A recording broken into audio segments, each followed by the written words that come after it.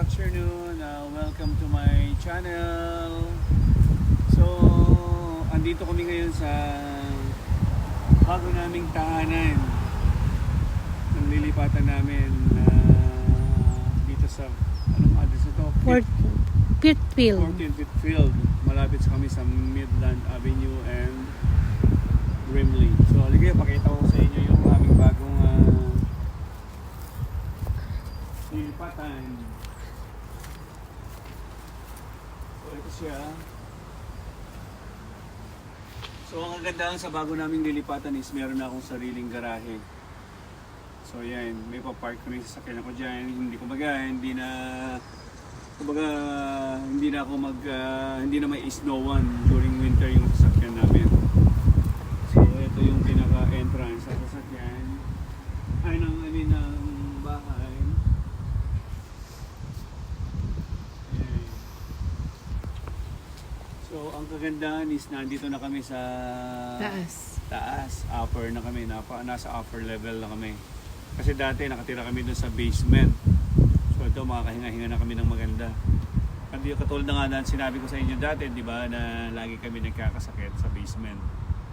So, siguro to is gaganda na yung kondisyon ng katawan namin. Tsaka sana maganda yung atmosphere, maganda ang vibes. Maganda yung vibes, oo. So, kasi yan na yung, kung titignan mo, yan yung, andito lang kami sa kalsada. Yan. Konting ilang step lang. Kumbaga, ilang step lang, ayan na yung kalsada. Yung road. So, yung access namin papasok sa trabaho, dito na lang sa Midland, then going to left kami para mag-highway. Okay, so mamaya. So, hinihintay lang namin yung Susi. Kasi nakalimutan nung agent yung susi, hindi namin mamuksan yung hindi pa kami makapasok sa loob. So update ko na lang namin kayo mamaya pag dumating na yung agent para ibigay sa amin yung susi. Para may pakita rin namin yung loob ng bago namin titirhan. So yun, update na lang namin kayo mamaya. Okay, bye-bye, see you later. Andito kami ngayon sa lilipatan namin bahay. Finally, nakuha na rin namin yung susi na hindi makita kahapon. So, bumalik kami ngayon para maglinis ng konti. So, yun. May bitbit nga pala ako sa kasabihan na kailangan daw unang ipasok yung Bigas, asin, bulak, ano ba? tsaka yung Coins ba? meron kay Papa Jesus at Papa tsaka Jesus, yung crucifix. yun. Hindi crucifix bali. Diba? Hindi siya crucifix lab eh. So, welcome to our home. So, new home. So, ito yung bago naming titirhan. So, andito na kami sa upper.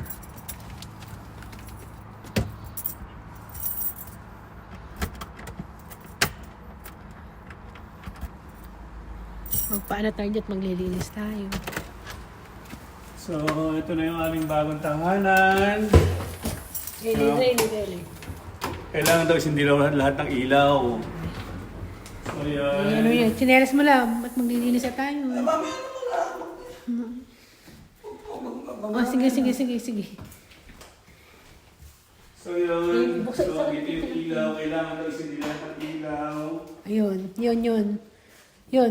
Yan. Diba ilaw? Yeah, buksan mo lang. Kasi i-adjust mo ganun. Tataas mo. Yan. Okay. So, yan. So, kailangan daw ibuksan lahat ng ilaw para maliwanag. So, ito yung pinaka-kitchen namin.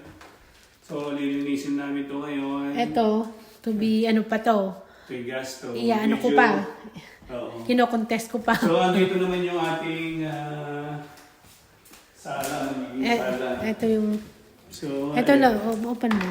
So, ito naman yung ilaw niya. Yan. So, yan. Malaw yung sala namin ngayon.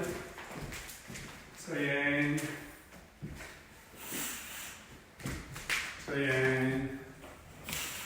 Malamig pa yung anak ko. So, yan yung pinakaharap. So kung gusto mong dumaan, may daanin dito. So yan. So dito naman tayo sa... Actually, ito yung laundry. Mamaya na yan. Mamaya na ito, kung magpapakita ko lang, ito yung laundry. Ay, ba't nakabukas? Kung magla-laundry, binuksan ko. Kung magla-laundry ka dito, bababa ka dito. Okay. Yan.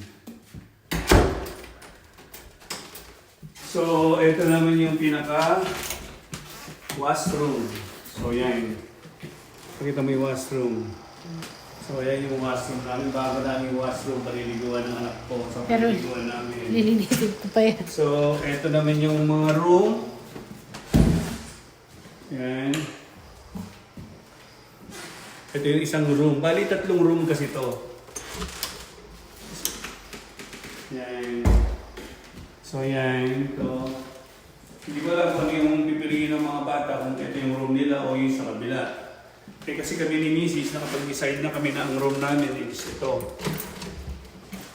Ito ang room namin. So, yan. So, mamili na si Riley kung anong room nila. Ni Kuya niya. Kung saan niya gusto. Yan, maliit.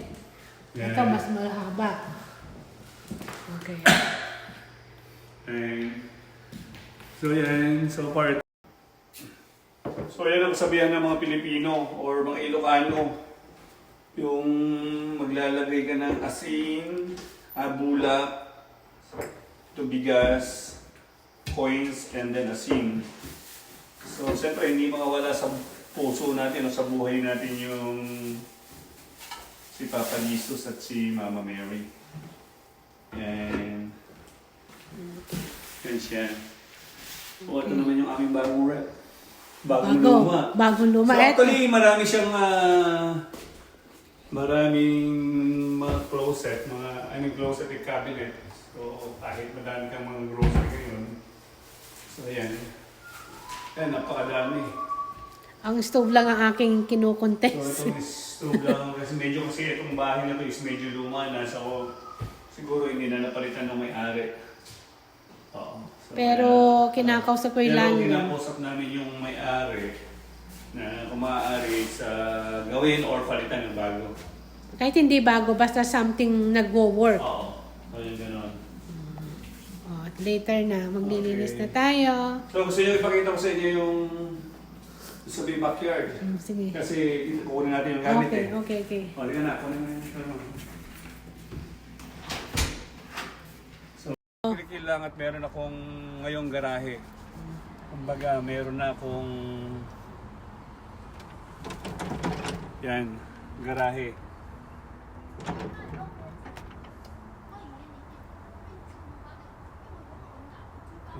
Minsan mahirap kasi.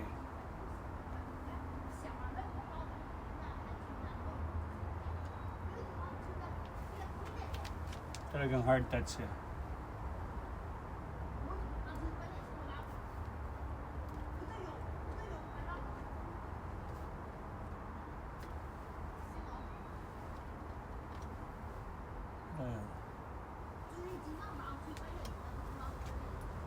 Dali.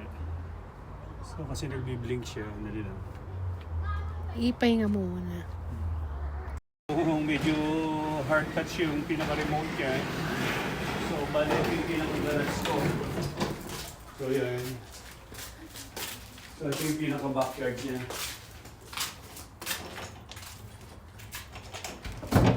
So yan. Marami tayong lilinisin. So, ito yung backyard. Isa pa sa lilinisan namin to. So kaninang umaga is pagpasok ko sa trabaho, doon sa kabilang building is meron akong napulot na griller. So hindi na mahihirapang magparingas ng bagay yung mga anak ko. So ayan. So magagamit namin ito during summer. So yun, may basketball court din yung anak ko. Makapagbobola din dito. So yun, talaga, hindi naman yung backyard. So ito naman yung pinaka-backyard niya. So anytime pwede kang mag-standby dito. Umupo during summer. Medyo marirelax ka. Unlike dun sa kabilang bahay namin talagang is toxic na toxic. Kumbaga confined na confined kami sa Loob. loob. Lagi kami nagkakasakit. So yun na. Okay. And then we'll cleaning. And then maglilinis na kami. Konting linis lang muna. I-try nyo ang i-ano yan, no? Yung Maglilinis na kami. try nyo ang ano yun? Sige. Buhatin. Oo. Yan ako. Ito ang magigitay ko na. Lalagyan na lang natin ng... Yan, nakakalat. Yan. Ilalagay natin sa gitna. Kasi maglilinis tayo pagka dito. Ito, may tambayan kayo dito. Pero hindi na kayo lagi nakahiga. Ano na to?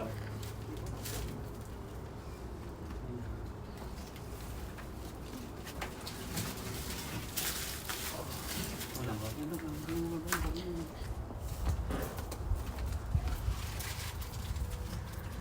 So, yan. Gawa pa ba? Okay pa to, okay pa. Lalagyan na lang natin ng takip. Ano, tama ka ba? Ha? Lima ka? So yan, may table na kami ngayon. Hindi na.